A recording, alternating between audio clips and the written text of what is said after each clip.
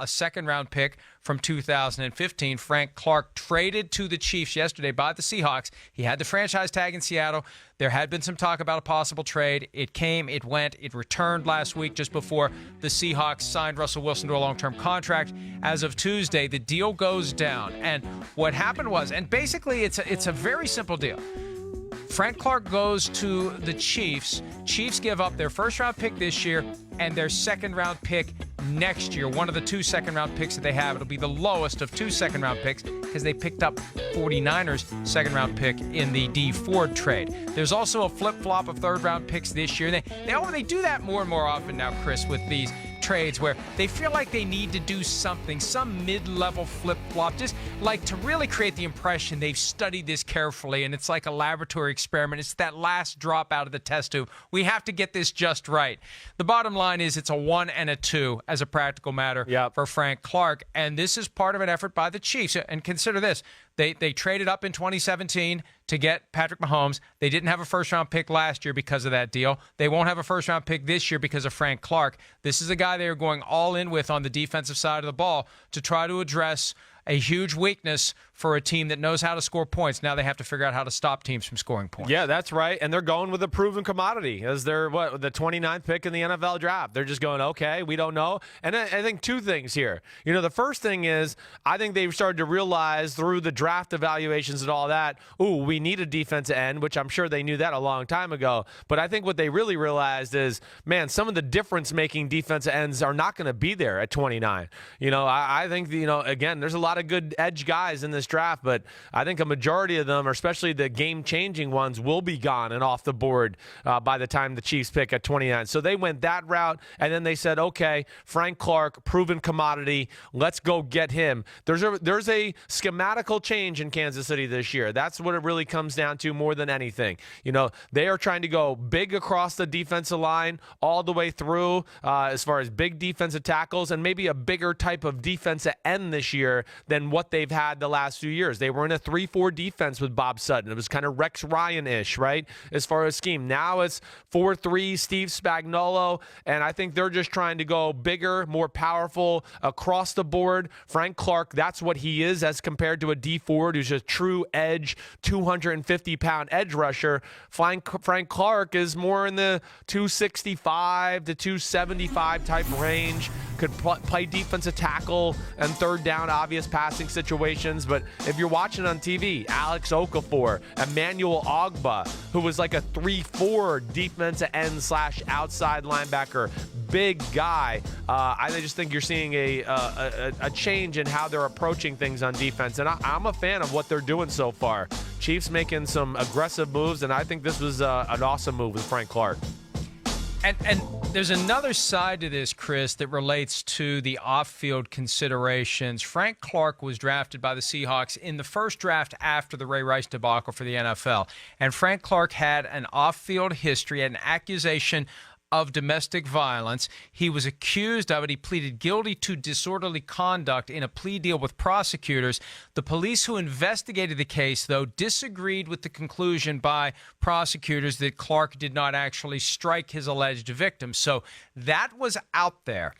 And when the Seahawks drafted him, they took a lot of flack for it, and they had to put that fire out over a period of several days. A lot of people were up in arms that so soon after the Ray Rice situation, a team would make a guy a second-round pick with that kind of off-field history. And it was the next year that the Chiefs went through a similar thing when they made Tyreek Hill a fifth-round pick after everything Hill did, and Hill pleaded guilty to assaulting his then-pregnant girlfriend. So when you consider Hill's presence, the things currently going on with Hill, where he's being investigated for potential child abuse allegations. His child has reportedly been removed from the home. Kareem Hunt was abruptly cut by the Chiefs last year after video surfaced of him shoving and kicking a woman in the hallway of a Cleveland apartment complex. Now you welcome in Frank Clark via trade. They are going to take more heat. Maybe they think, hey, everybody loves the Chiefs now. We've got Patrick Mahomes. We're not going to take the kind of criticism that we would otherwise.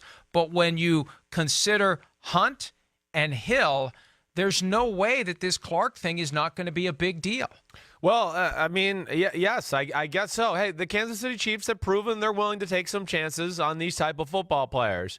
You know, with the Frank Clark situation in specific, I mean, one, I don't love that we're bringing this up right now. I know he's relevant, but gosh, we didn't talk about it when they got franchise tagged or anything like that. So it does bother me, but go ahead, respond. It's part of his Chris. I know, why does it bother you? It's part of his history. I know. It's an open book. It's been out there. And when somebody had the audacity to bring it up a couple of years ago, he attacked the person on Twitter for bringing it up. Look, this is something that is there and is something that needs to be considered, especially when there's a guy with a clear history of domestic violence who's on the Chiefs roster now, who is currently mired in an investigation that may result in a fresh allegation of domestic violence. So, look, I think this was going to be an issue wherever he goes, but it's definitely going to be an issue going to Kansas City given what they've had with Hunt and Hill. You're right. I mean, people are going to look at that and go, wait, what the hell's going on here? Why are we collecting these type of guys? Now, they did the right thing with Kareem Hunt and got rid of that situation almost immediately once they saw the video and realized that maybe Kareem Hunt hadn't been totally truthful with them in the situation. They cut the cord and that was it. It was all done. You know, a lot of these situations, and I know this is a very sensitive subject, and I am, of course, totally against domestic violence or anything like that. I do understand the guys make mistakes. If they do it more than one time, something like that, gosh, you're a horrible person. You know, at the same time, when you're a young kid, you do stupid things sometimes, and who knows what goes down. I'm not trying to make excuses for him, but I also do think, like, in meeting Pete Carroll a few times, being around guys like John Schneider, you know, trusting the fact that I know they have area scouts who really do their due diligence on these type of situations where they might know some of the intricacies of the situation as far as the details and what really went on with Frank Clark, where I don't think John Schneider and Pete Carroll are the type of guys that just go, oh, let's bring him in. He's so good. He's such a horrible guy, but let's bring him in anyways. I don't think they're those type of guys. So there's obviously something there that they were comfortable with and the Kansas City Chiefs were comfortable with. But to your point, yes, Kansas City seems to be one of the teams in the NFL that's willing to take more chances on these guys or these type of situations than maybe other teams in football. Yeah, and look, it's a concern for us because the NFL supposedly has made it a major concern for them under the personal conduct policy. Now, there's nothing that can be done for incidents that happened before a guy was in the NFL, but any type of a past history can become an aggravating factor if there's any incident while a player is a member of an NFL team. And just from a PR standpoint and all this stuff about the personal conduct policy, it's driven by PR. Everything the NFL does by way of its own investigations and imposing punishment, it is all a PR play by the NFL. And it's not necessarily good PR for one team, whoever the team may be, to establish a reputation for collecting guys with these kinds of issues. I remember thinking the moment that the Chiefs surfaced as a potential trade destination for Frank Clark, boy, this may not be a good idea, and they went through with it. And look, they're making the conscious choice. We will take the flack. Yeah. We will take the heat, and we will take the risk that there may be an issue down the road because we're going to get a great player out of it. But you know what? It's one thing to throw a flyer in round 5 on Tyreek Hill. It's another thing to trade for Frank Clark and pay him 5 years, $105 million with $63 million of it guaranteed. Yeah, no, you're right. It certainly is. And again, obviously Kansas City feels okay about the situation. Now, correct me if I'm wrong here, Mike. I didn't look up like every ounce of his history, but there's been no issues, right? Since he's been in Seattle, he's been totally clean. There's been nothing to see. So, I mean, from that standpoint, seems like it's an individual that's maturing. And again, I know. Well, let me answer your question first. Let me answer your question. Yeah. Here's what happened in May of 2017. Right. There was an article on Bleacher Report regarding Clark's domestic violence arrest in a story about Greg Hardy. Clark took to Twitter and said, people like you don't have long careers in your field. I have a job for you cleaning my fish tanks when your job is over. He later apologized to anyone who felt offended, but it didn't feel like a heartfelt apology by Clark, and there was a little more skirmish on the back end of it. So that was just in 2017. And again, it's a far cry from an allegation of domestic violence, but you just have to wonder, does he get it? Does he understand that this is part of his history and there's no running from it? And is he going to get frustrated when he's asked questions about it? And I guarantee you he's going to be asked questions about it. Yeah, he is. He definitely is, especially going, like you said, into the environment of the Kansas City locker room where it is a little bit of a hot-button topic.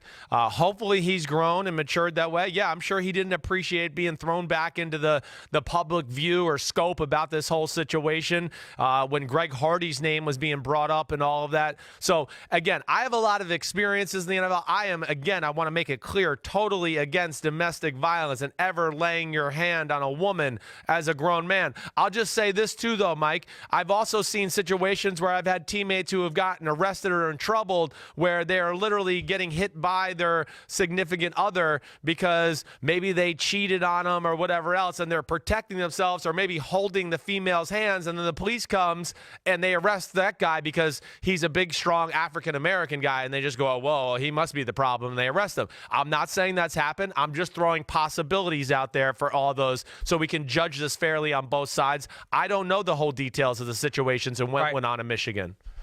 Bottom line is Yes. he pleaded guilty to disorderly conduct as a result of that incident. And in 2012, he pleaded guilty to second-degree felony home invasion as well. That's not good. That has not been brought up, and that hasn't been mentioned at all, but I just mentioned it. Hi, I'm Mike Tirico, and thanks for watching. Make sure to hit subscribe for the latest news and highlights from NBC Sports.